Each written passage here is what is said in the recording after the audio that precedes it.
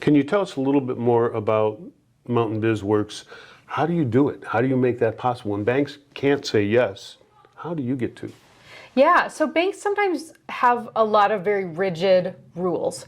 So they have rules in their underwriting, and that underwriting is kind of code for figuring out whether or not they can do a loan. So they might look at someone's taxes, they might look at the business's revenue, they're going to be really digging into those financials.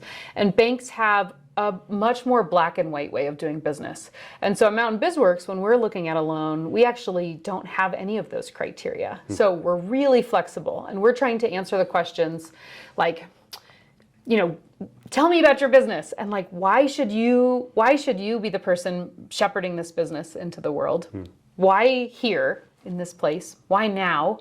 And helping to build the story around what it is that person's trying to do with that business. And if that makes sense, then we can kind of figure out how do we help you to access funding to get it going.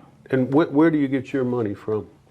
Well, we get our money from a variety of places. So what we try to do is have lots of pockets sort of behind us so that when folks come in, we can figure out which pocket is the best one to pull those dollars out of, but without the client really ever needing to figure out how to navigate that process. Because there's lots of different kinds of money in the world, and it can be really confusing, and different buckets kind of come with different rules. So for example, sometimes we'll do small business administration loans or SBA loans. That's pretty common. Folks will really hear about that and know about those in the business world. And that's a federal program, the SBA.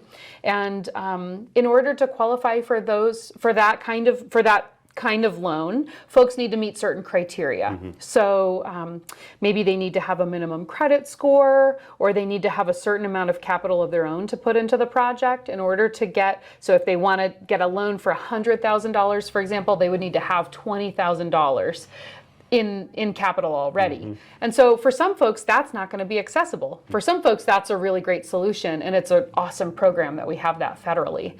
But so we also have, we have different pots of funding. So sometimes foundations will make grants that are specifically for CDFIs to be able to lend out dollars to folks who maybe don't meet those other kinds of criteria for other federal programs. And then also banks have a federally mandated program called CRA, or the Community Reinvestment Act. And that mandates, because as we all know, there's been a lot of discrimination in the world of banking and who can access capital and who can't. So, white men have been traditionally able to access capital more easily than lots of other groups of people. And so the data really supports that that's true. And as a result, politicians created this federal policy to say, how can we have a little bit more fairness in banking and a little bit more access to capital for all kinds of people? And so banks need to give back some of the money that they invest, and they have to invest in CRA, accredited investments. And so a CDFI is one of those.